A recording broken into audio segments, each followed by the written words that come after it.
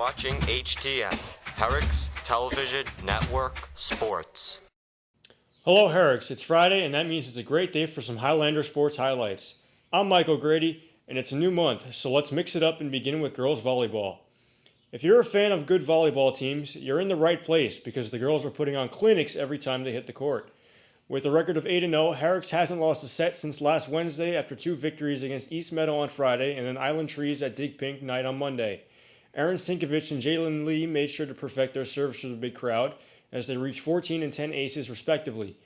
As the girls look to keep their perfect record intact, the week ahead features a visit to Farmingdale tomorrow morning, a home game with West Hempstead Tuesday, and finally one at Hicksville on Thursday. If you haven't been paying attention, there's no time like the present to start. As for boys volleyball, one 5-set loss is the only thing keeping both Herricks volleyball teams from being undefeated, so you could say it's been going well. The boys pushed aside Hicksville 3-0 during Dig Pink Monday, and other than that, their quest to officially lock down a playoff spot, Evan Liao is still second in Nassau in kills. He won't pass Jonathan Matthews of Valley Stream South, but Liao is within the possibility of reaching 300 with only 4 games left, and that's only been done 3 times in the last 4 years. The chase will continue later today when Herricks visits the Tornadoes in Lawrence, and next Thursday at 6:45 is a revenge game when East Meadow has to enter our gym, so don't miss that. Boys badminton swept Mempum 7-0 last Friday, but unfortunately dropped a close one out Calhoun Monday 4-3. However, they did move into first place with a 7-1 record, and the next 2 games have been pitted against Hempstead and Belmore JFK, both of whom they swept earlier in the season.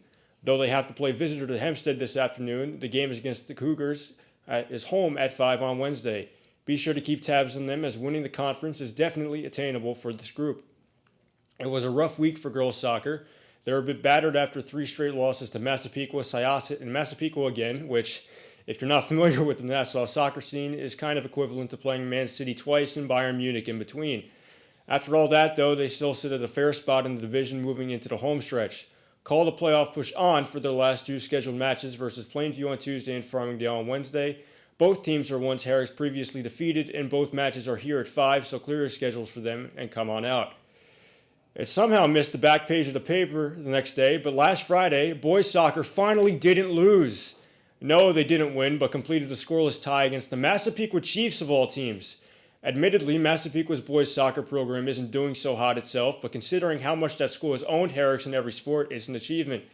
The shutout speaks to the ability of Christian Thomas at goalkeeper and gives him much needed evidence to prove it.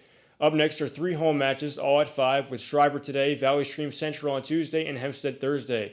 There's nothing better to follow a tie with than a win, and those are 3 great chances to do just that. Last, but definitely not least, are the Sultans of Saturdays, Highlander football. Last weekend's game is best explained with this stat. Belmore's quarterback, Joe Vaccaro, threw the ball 4 times, 3 for completions. The problem is, all 3 completions were touchdowns. Vaccaro also ran one in himself, and his running back had 2 TDs as well. A Highlander team that's injured to Belmore and back only managed a 20-yard Ethan Tran run that ended up good for 7. Tomorrow's game is at New Hyde Park, and besides it being an opportunity to spoil the 2-2 Gladiators homecoming, it would also be season-saving if Herricks pulled one out. Everyone in the district lives close enough to NHP Memorial to attend tomorrow's game, so if you can, show up there at 2 and turn the Gladiator Arena into a Highlander Arena. So to wrap things up, that ends your weekly Highlander sports highlights from here in the TV studio. I'm Michael Grady, and I wish the best of luck to all our teams and athletes in the coming weeks. And remember, Herricks, I'll be right back here next Friday with another sports update. Until then, remember, this is Highlander Country. Thank you for watching HTN Sports.